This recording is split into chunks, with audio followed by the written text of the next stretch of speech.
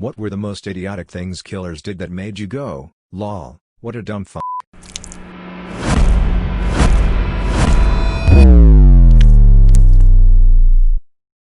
Chris Watts, killed his family, got caught in one day. Pretty much everything Chris Watts did. Neighbor has a doorbell cam, his truck has GPS, he disposes of the bodies where he f***ing works, he phones the kids' daycare the day he murdered them saying they won't be back, the list is almost endless. He barely even tried with his stupid cover story, she went to a friend's house, and couldn't even stick to this one story when family and friends called him. He didn't even try to fake being sad or distressed. He appeared to just accept that they were gone. I loved when, during the initial search of the house with the cop, the friend suggested that the wife and daughters might be down at the community pool, and Watts says that would be unlikely on such a hot day. Okay? Then doesn't even take off to check. Dude had no plan. What a stupid piece of shit. Right now in Frederick Police Department, they've been on point. With the officers, detectives, sergeants, K9 units here, they're getting sense. So hopefully they can pick up something and kind of go in a direction that will actually lead us to where maybe they're at right now. Dan? BTK asking the police if they could catch him with a floppy disk. They said no, so he literally sent them one. I think one of the deleted files was like written by Dennis Rader, lol what a dingus. And then during the confession, he even asked why they lied to him about it. I got this fantasy, I started working out this fantasy in my mind, and once that person become a fantasy, I could just loop it over. I'd lay in bed at night thinking about this person, the events and how it's going to happen, and it became a real, almost like a picture show. You know, I wanted to go ahead and produce it, direct it, and go through with it, no matter what the costs were, the consequences. It was going to happen one way or another. I know he's not a killer, but tangentially related is Nathaniel Kibby, who kidnapped a young girl named Abby Hernandez and brutally raped and assaulted her as he held her hostage in a shipping container and a shock collar. Hernandez befriended him and gained his trust, so he started to give her books to read, including a cookbook with his name written all over it, which was his first stupid up. Secondly, he was making counterfeit money, which he ended up giving to an acquaintance who, upon finding out the money was fake, called the police and turned him and warned Kibby that she did so.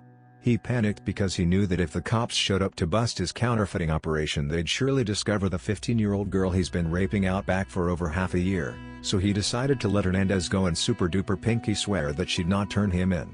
She promised, crossed her heart, hoped to die, stick a needle in her eye, and then went straight to the police, told them everything including Kibby's name and location, and he got busted immediately. I know that some people want some answers and, some closure, and I actually want that too. But I don't really feel comfortable, don't have the words, I guess, at this moment. The 35-year-old Kibby will now spend the next 45 to 90 years in prison. Scott Perk burned his house down for insurance money and for no reason mentioned his first wife died by suicide at 9 months pregnant in the interview with a cop at the arson scene. Spoiler, he murdered her. Also loaded all his sentimental belongings into his car before burning the house down, and then had no explanation at all for why all his photo albums and family recipes would be in his car. Idiot. I don't know what even that is. Okay. Any killer that left semen behind. DNA testing and genome sequencing is here to stay. I hope every murderer goes to bed each night in fear that some random family member doesn't submit an ancestry test. Craig Paul Cobb has undergone DNA testing to determine genetic ancestry. 86% European and...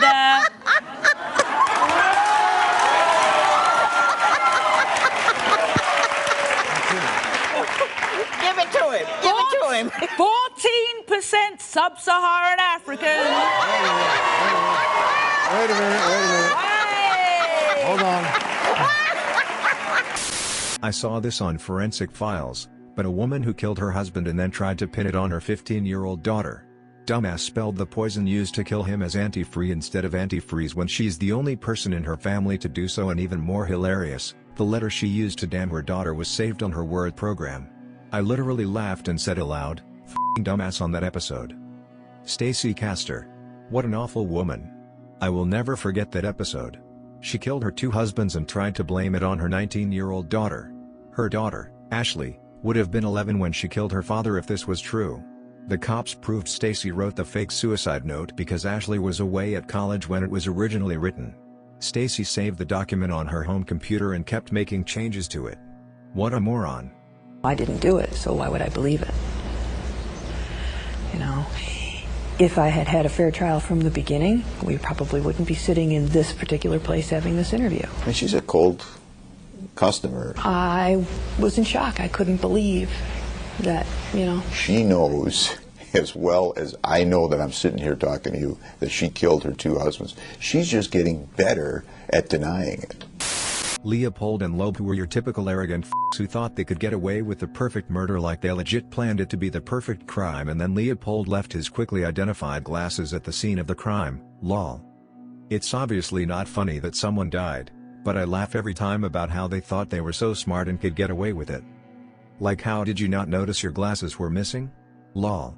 Leopold's glasses he left near where they dumped Bobby Frank's body after taking a chisel to his head.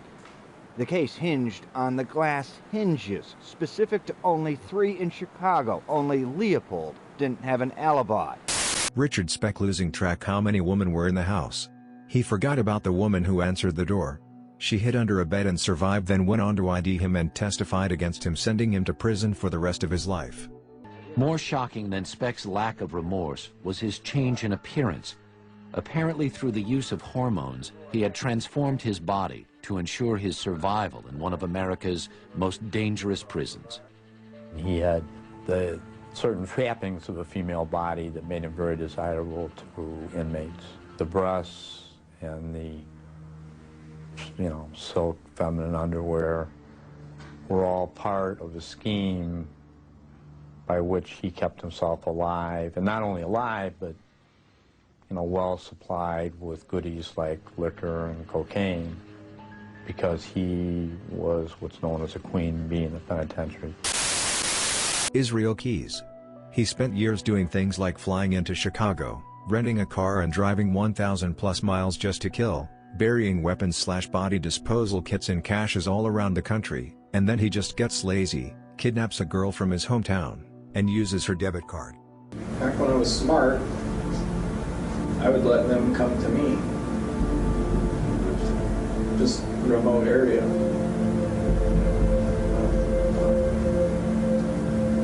Come go to a remote area that's not anywhere near where you live, but that other people go to as well. Dahmer. Human head in the fridge. You can't just explain that when your buddy goes to grab a beer. The only motive that there ever was to completely control a person that I found physically attractive, and keep them with me as long as possible, even if it meant just keeping a part of them. Graham Dyer, a horrible murderer from Ireland who got a sexual thrill from stabbing women. He threw a load of incriminating evidence like phones and bondage gear into a reservoir. A year later there was a drought and the evidence was found by some fishermen who reported it to police. He made the amateur mistake of the phone being the notoriously indestructible Nokia 5110 that still worked and contained all the comms linking him to his victim. God bless Nokia. Architect Graham Dyer from Overman Associates. Graham specialises in computer 3D perspective. The floor here is Gerfloor. It's a simple solid colour lino. All right. And effectively it's very hygienic and easy to wash. You can cut lino into any shape to suit your design.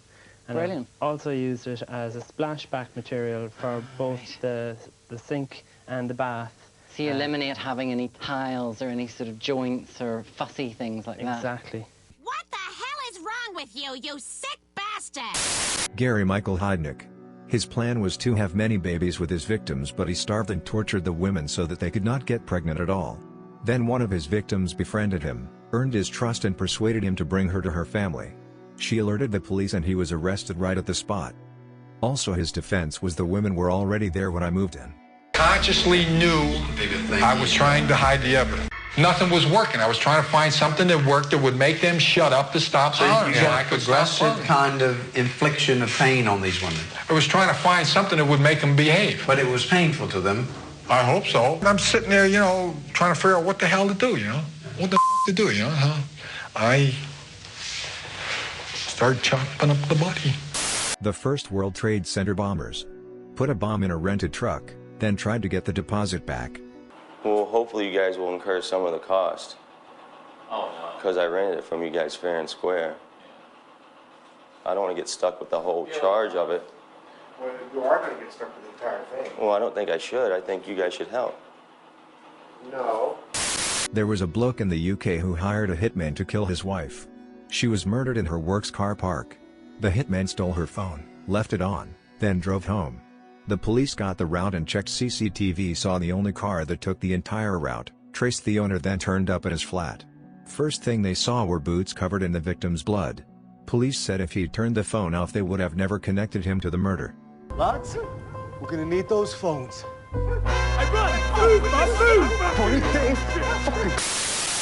I've watched the JCS video on Grand Amato several times and I'm always so baffled at how he could possibly think he'd ever get away with murdering his parents and brother.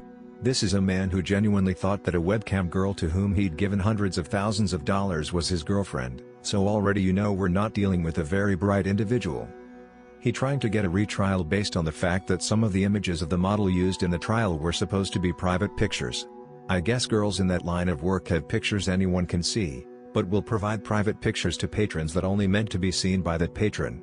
I don't know how the hell he thinks that's gonna get him a new trial. Also, he's apparently still really hung up on her. Alright, Sylvia, look at me. I am outside going to check the mail. And I'm asking you if you can please, pretty please, send me one of your videos. I love it so much when you just send them to me. Yeah, I don't like buying your stuff. It makes me feel weird. Could you please send me one though? Jodi Arias. I'm afraid recent current events in the US have sent me back to true crime to cheer myself up, but here we are. She shouldn't have murdered her ex immediately after photographing him and herself in very sexual positions, then photographing him in the shower, then stabbing him more or less to death while accidentally photographing her foot as she drags him down the hall after cutting his throat from ear to ear. And then erasing the photos and throwing the camera into the washing machine with bleach, thinking that would destroy all photographic evidence. Arias evidently sees herself as something of a genius, but falls dreadfully short in some realms. So you're flying to Vegas? No, it's actually a producer that does freelance out there. She's the one that we were talking to, and I'm helping her out. So it's kind of confusing. Different states. Sounds exciting. Either way. I already wiped it. Oh, you did? Okay. Yeah, where it's I guess that's really all I needed. Sorry. Don't roll the tape yet. Don't roll the tape yet. Joining us to discuss forensic and clinical psychology, Jenny's in shock. Jenny, want to react before I introduce the guests? Yeah, I can't even believe it. I can't believe that she was powdering her nose, that she was speaking the way she, oh, that sounds exciting. Wow. It's like narcissism to a whole other level. I can't remember any of the names of the case. It was on the ID channel a while back. A guy got caught killing his grandma. He thought he'd get charged with second-degree murder, which was a shorter prison sentence. But police found a to-do list he'd written, and one of the items on the list was kill grandma. So he got convicted of first-degree murder and received life in prison. Respect the elderly, motherfucker. Subscribe to Reddit for more Reddit videos, and also, if you have a funny or bizarre story, leave it in the comments to get featured in a video. Thanks for watching.